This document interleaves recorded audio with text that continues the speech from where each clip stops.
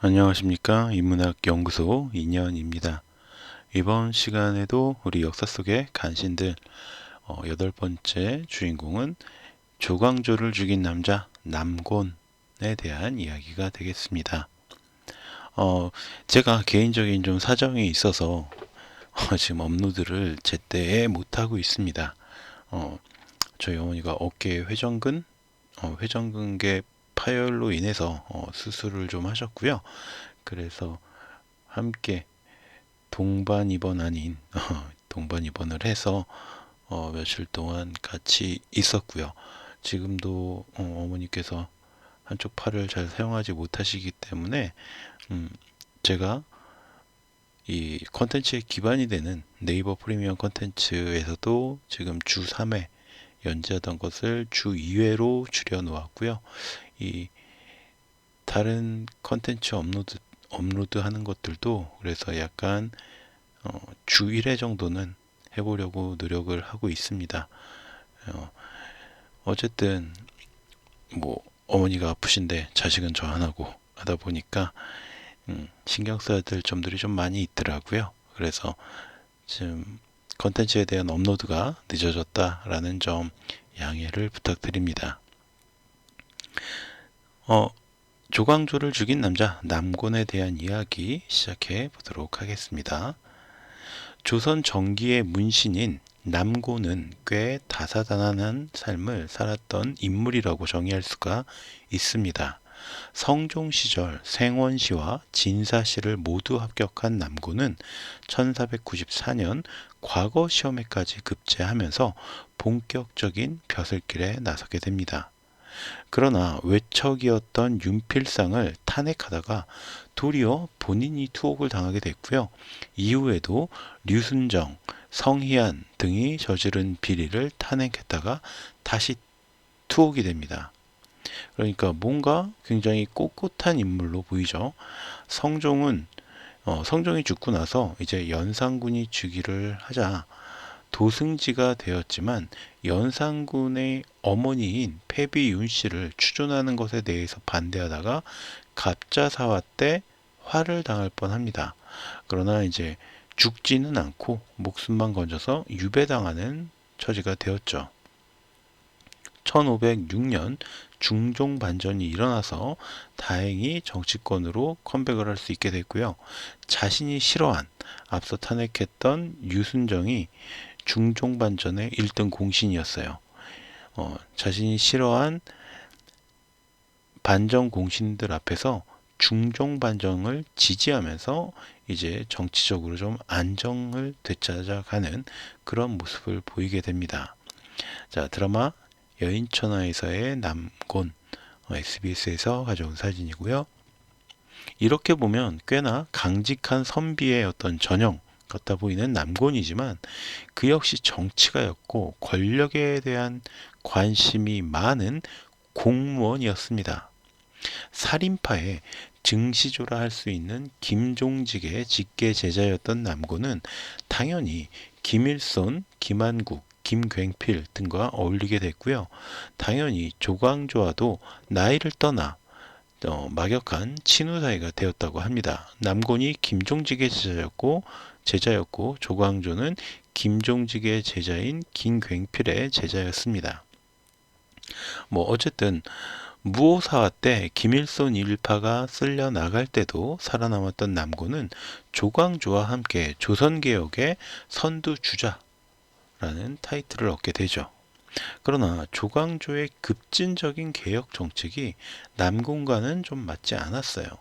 하지만 중종 입장에서는 급진적이다 못해서 과격한 조광조가 더 끌릴 수밖에 없었습니다. 중종 자체가 서자 출신으로 이복형인 연산군을 무력으로 몰아낸 공신들 덕분에 어부지리로 왕이 된 힘없는 왕이었기 때문이죠. 이런 중종의 입장에서 살인파의 수장이라고 할 수 있는 조광조가 훈구파, 그러니까 보수파 대신들과 맞서면서 개혁을 부르짖으니 조광조에게 끌릴 수밖에 없었던 겁니다. 자, 드라마 여인천하에서의 조광조 역할을 맡았던 배우의 모습 SBS에서 가져온 사진이고요. 이런 조광조의 급진적이며 과격함은 다음과 같은 상소문을 통해서도 우리가 짐작해 볼 수가 있는데요. 정원 조광조가 아뢰기를 언로가 통하고 막히는 것은 국가에 가장 관계되어 통하면 다스려지고 평안하며 막히면 어지러워지고 망하므로 임금이 언로를 넓히기에 힘써서 위로 공경, 백집사로부터 아래로부터 여왕, 시정의 백성에 이르기까지 말할 수 있게 하나 언책이 없으면 스스로 말은 극진하게 할 수 없으므로 간관을 두어 그 일을 맡게 하는 것이니 그 말이 혹 지나치더라도 다 마음을 비워놓고 너그러이 받아들이는 것은 언로가 혹 막힐까 염려하기 때문입니다. 근자에 박상, 김정 등이 구원에 따라 진언하였는데 그 말이 지나친 듯 하더라도 쓰지 않으면 그만이거니와 어찌하여 다시 죄를 주십니까? 대간이 그것을 그르다 하여 죄주기를 청하여 금부의 난관을 보내어 잡아오기까지 하였습니다. 대간이 된 자로서는 언로를 잘 열어 놓은 뒤에야 그 직분을 다해낸다고 할 수 있습니다. 김정 등에 대하여 재상이 혹 죄주기를 청하더라도 대간은 구제하여 풀어주어서 언로를 넓혀야 할 터인데 도리어 스스로 언로를 훼손하여 그 먼저 직분을 잃었으니 신이 이제 정원이 되어 어찌 구태여 직분 잃은 대간과 일을 같이 하겠습니까? 서로 용납할 수 없으니 양사를 파직하여 다시 언로를 여소서. 중종실록 중종 10년 11월 22일자의 기록입니다. 자, 무슨 얘기냐 보니까 당시에 박상과 김정 등이 예전에 훈구 대신들이 일방적으로 폐위했던 당경왕후를 복위해야 한다라는 상소를 올려요. 그래서 조정이 굉장히 논란에 빠지게 됩니다. 그러자 사관원과 사원부 등의 언론기관의 수장들이 훈구 대신들의 눈치를 살피며 먼저 나서서 박상과 김정 등을 벌해야 한다라고 주장을 한 겁니다. 그러자 이 일에 대해서 사관원의 벼슬인 정원으로 일하게 된 조광조가 출산지가 이제 이틀째 되는 날이었어요. 이 사관원에 이런 윗사람들하고 나는 일을 함께 못한다.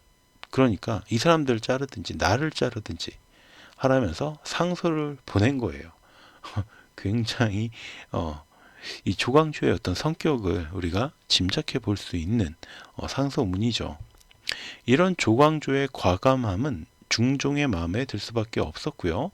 그리고 이때부터 중종은 조광조에게 힘을 실어주면서 그가 성장하는데 도움을 줍니다. 결국 위의 사건으로 대간들이 물거리되면서 조선의 언론기관을 장악한 조광조는 중종의 총애를 받으며 살인파의 수장으로 성장하게 됩니다.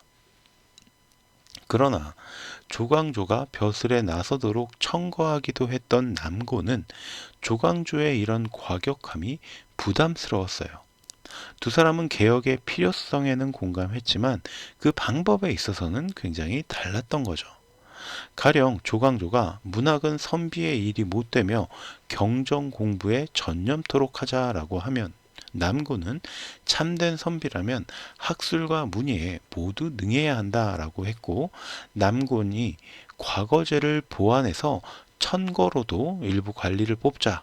그러니까 추천제도 조금 도입을 하자라고 하면 조광조는 아예 과거제를 청거제로 대체하자라는 식이었던 거죠. 그런데 어느 시대에나 정쟁이 과격해지면요. 온건파가 먼저 피해를 보게 됩니다.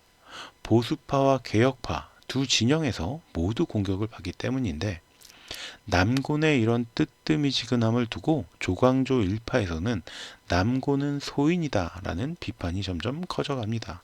남곤에게는 이것이 훈구파들에게 받는 의심보다 더 큰 상처였습니다. 스스로 진보라고 여기는 사람에게 너는 수구 꼴통이다 라는 말을 들었을 때의 심정이 아마 이 비슷하지 않을까라고 생각이 드는데요. 그리고 승승장구하던 조광조의 기세가 꺾이게 되는 시기가 옵니다. 점점 그 정치적 영향력이 세지는 조광조와 살인파가 중종에게는 이 또 다른 훈구 대신들의 모습으로 보이기 시작한 거죠. 게다가 성리학자였던 조광조는 나라에 흉한 일이 있을 때 임금이 하늘에 제사를 지내는 곳이었던 소격서를 폐지하자라는 주장을 해요. 그래서 이것에 대해서 반대하던 중종과도 마찰을 빚게 되고요. 그럼에도 불구하고 끝끝내 우겨서 마침내 소격서의 폐지를 이끌어내면서 중종과 완전히 등을 지는 사태가 벌어집니다. 드라마 대장금 속에서의 중종의 모습, MBC에서 가져온 사진이고요. 이런 조광조와 중종의 분위기를 감지한 훈구파는 주초 위양, 조씨가 새로운 왕이 된다라는 모함을 통해서 조광조와 그를 따르는 살인파를 유배 보내는데 성공하게 됩니다. 사실 중종의 입장에서는 조광조와 살인파의 힘이 커지는 것도 부담이었지만 훈구파가 반정을 통해서 정권을 바꾸는 것을 본인이 지켜보았고 그 덕분에 왕이 됐어요. 그래서 아직 힘이 남아있던 훈구파의 이런 거센 반발 역시 두려움의 대상이었죠. 그러니까 나도 몰아내고 이 훈구파가 새로운 왕을 앉힐 수도 있겠다라는 어떤 트라우마 같은 게 있었던 거예요. 결국 중종은 경주, 남곤, 김전, 정광필 등을 몰래 불러들였고요. 조광조와 그 일파를 잡아들이는데 성공합니다.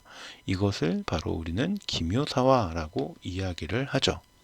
이후 조광조에게 동정적이었던 정광필과 김전은 그 공에도 불구하고 영중추 부사와 판중추 부사로 좌천이 됐고요.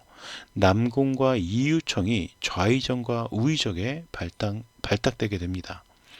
이처럼 남고는 어린 시절부터 함께 우애를 나누며 개혁이란 뜻도 함께했던 조광조를 죽이는데 앞장선 인물이 된 것이고 그로 인해 1523년 영의정의 자리에까지 오르게 된 거죠.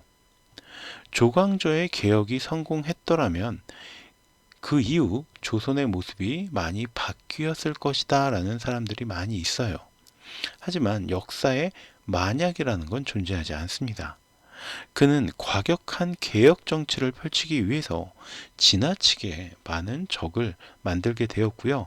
그 대표적인 인물이 바로 남곤이었던 겁니다.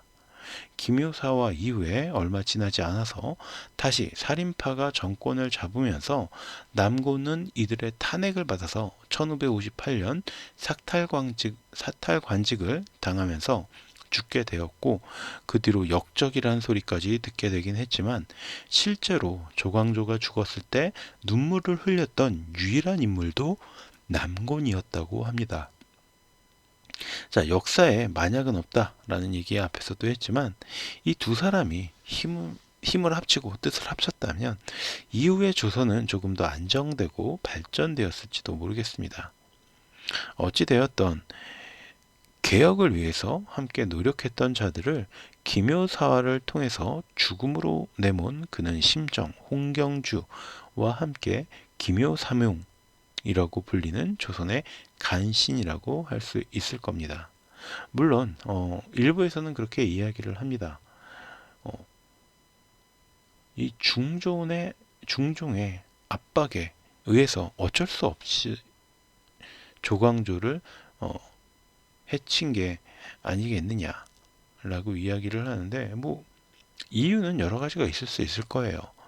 그렇지만 어쨌든 결론적으로 봤을 때는 개혁에 대한 의지를 함께 펼쳐가던 조광조를 가장 먼저 앞장서서 끌어내린 게 바로 남곤이다라는 점은 사실이라고 저는 생각을 합니다. 그래서 이번 시간에 여러분들께 역사 속의 간신으로 소개를 해드리게 됐습니다. 자, 그럼 오늘 강의는 여기서 마치도록 하고요. 저는 최대한 노력해서 일주일에 한 편이라도 또 컨텐츠 업로드를 할 수 있도록 해보겠습니다. 이번 시간 여기서 마치도록 하고요. 저는 다음 시간에 또 다른 이야기로 찾아오도록 하겠습니다. 감사합니다.